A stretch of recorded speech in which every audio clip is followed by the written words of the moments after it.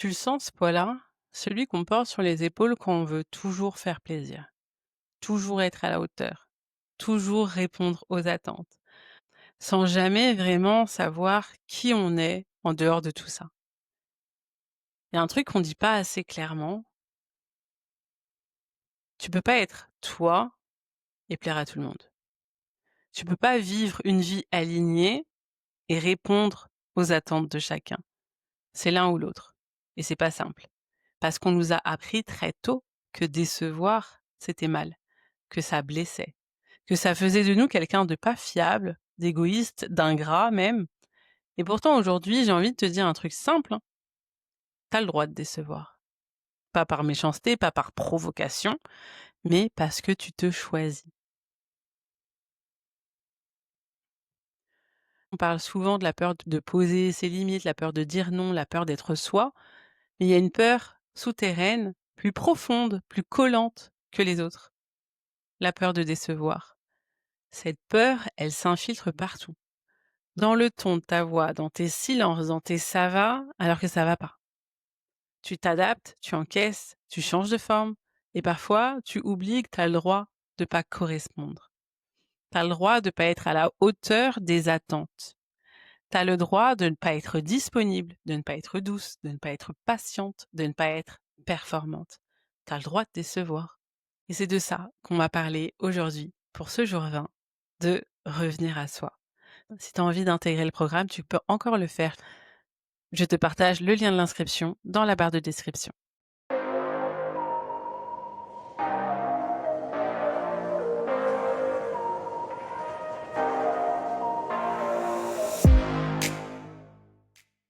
On a grandi avec cette idée que décevoir, c'est faillir. Que si tu fais de la peine à quelqu'un, c'est que tu as mal fait. Mais décevoir, ça peut aussi simplement vouloir dire je suis pas comme tu m'imaginais. Je ne vais pas répondre à ton besoin. Je vais faire passer mon intégrité avant ton confort. Et ça, c'est sain. Sauf que beaucoup d'entre nous ont intériorisé très tôt que la peur de décevoir, bah, c'est un danger. Un danger de rejet, un danger de perte d'amour, un danger de solitude. Tu fais peut-être partie de celles à qui on a dit tu fais de la peine à maman. Tu vois ce que tu fais? Franchement, tu pourrais faire un effort. Et c'est là que ça commence.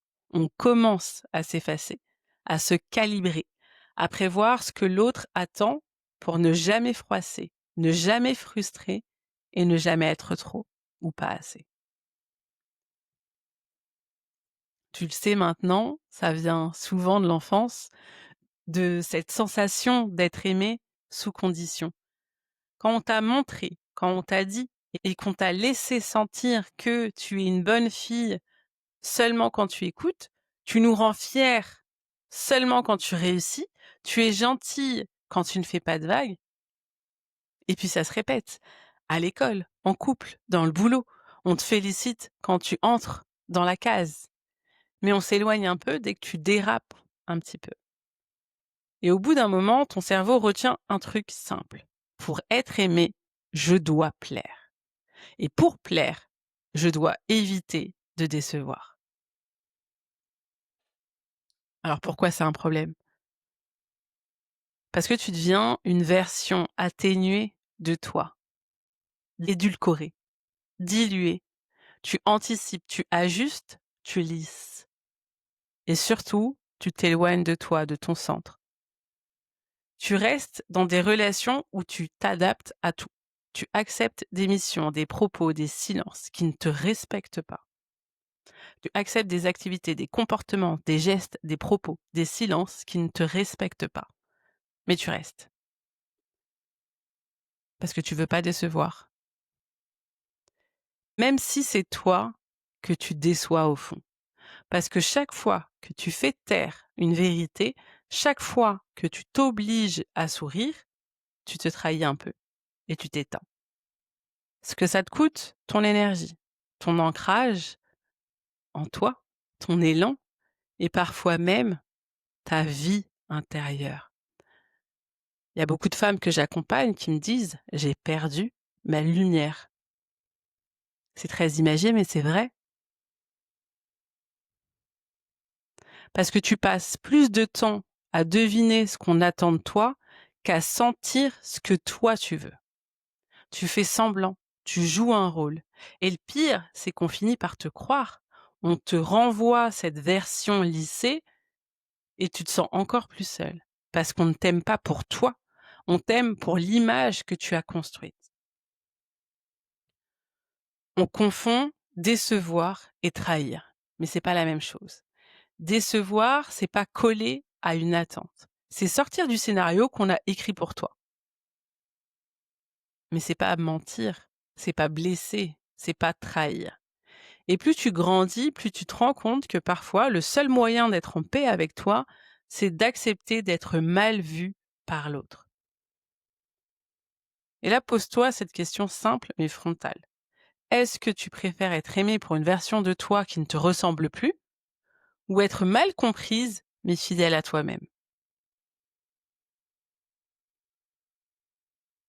Il y en a beaucoup qui vont trouver ça simple comme question. À chaque fois que je pose une question, essayez de formuler la réponse à haute voix et vous allez voir que ça fait pas le même effet.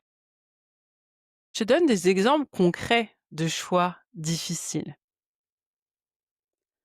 Tu dis non à un dîner de famille pour te reposer et on t'accuse d'être distante.